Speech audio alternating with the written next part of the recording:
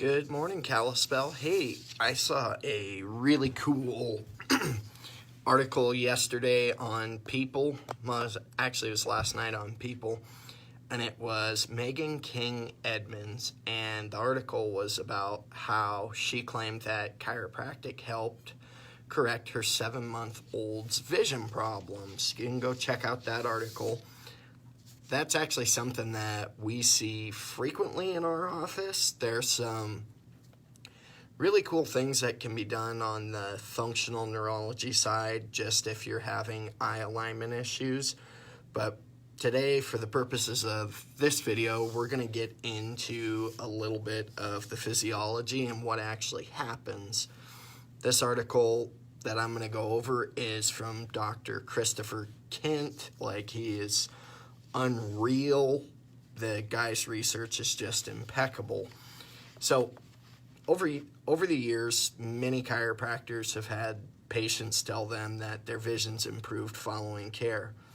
And over the last several years, there's been peer-reviewed literature that's been filled with case reports and other articles that addresses this quote-unquote phenomenon. Of particular interest is the physiological rationale that's been proposed to help explain the clinical results.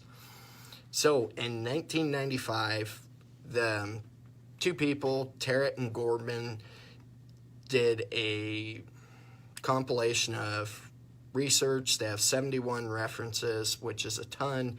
Tarrant's a chiropractor, Gorman's an ophthalmologist, and I'm just going to read you right out of their findings. They noted various ocular changes associated with adjustments. Those included changes in visual acuity, oculomotor function, intraocular pressure, so that's the pressure in your eyes, and the size of the pupil. Other papers from Gorman include a series of case studies of patients with improved visual fields, so how far out to the sides you can see following adjustments of the neck. They cover a broad age group. In one case, they had a 9-year-old girl with bilateral, so that just means both sides, concentric narrowing of her visual field. So it's kind of like a tunnel vision going on in both eyes. That resolved in one spinal treatment. 1 year later, she came back with monocular vision after she was struck in the head by a ball. Again, that cleared out with one adjustment. He has another one where there was a 62-year-old male with a history of monocular vision and headaches and a neck strain. When he looked in the eyes with a device called a fundoscope, it failed to reveal any abnormalities of the optic nerve or the retina. After 1 week of treatment, his vision had improved dramatically, and they demonstrated that using computerized static parametry. It's just a test they use. Another case, he had a 44-year-old woman. Again, they went in, they adjusted her neck, and favorable results again. Another report by a couple other doctors, Gilman and Bergstrand, they had an elderly male with traumatic vision loss. So when they went in and checked out his optic nerve, it revealed that no conventional treatments. Right, Jason? That's pretty wicked awesome. We can help with this type of stuff, and people don't know. They went in and they looked at this guy's eye, and they saw no conventional treatment was really appropriate. His lost vision returned, surprise, surprise, with chiropractic care. It's pretty dang cool. Behavioral optometrists have often been interested in the work of chiropractors and associated visual field changes. Again, here we have 3 doctors. They did a retrospective review of 12 children with esophoria and concluded that such patients are likely to respond to adjustments of their cervical spine.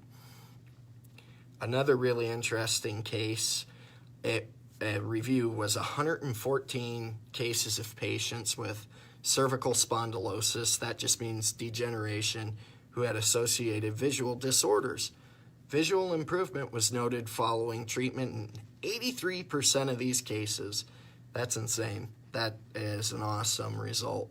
Furthermore, 54 of the cases followed up for a minimum of 6 months, and 91% showed stable therapeutic effect. Pretty awesome. So is there a physiological rationale? So is there a reason why these changes happen? Dr. Tourette proposed a model where the brain and retinal cells are thought to hibernate when in a state of ischemia, so reduced blood flow.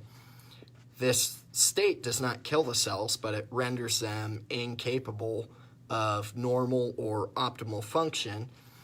Upon restoration of the normal blood supply, the improved oxygenation in those cells allows them to return to normal function.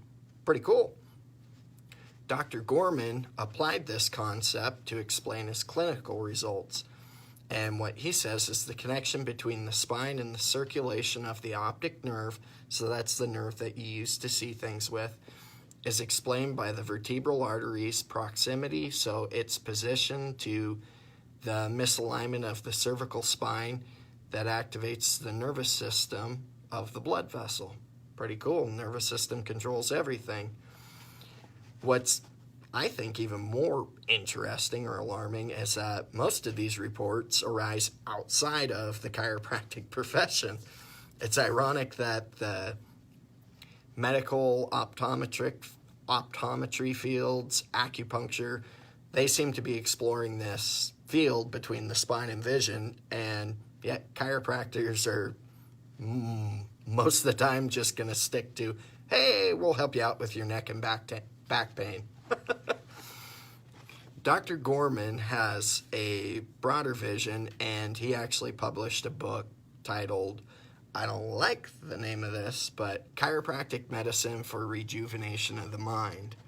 He stated that visual field evaluation is an outcome assessment for improved cerebral, so that brain, and retinal blood flow.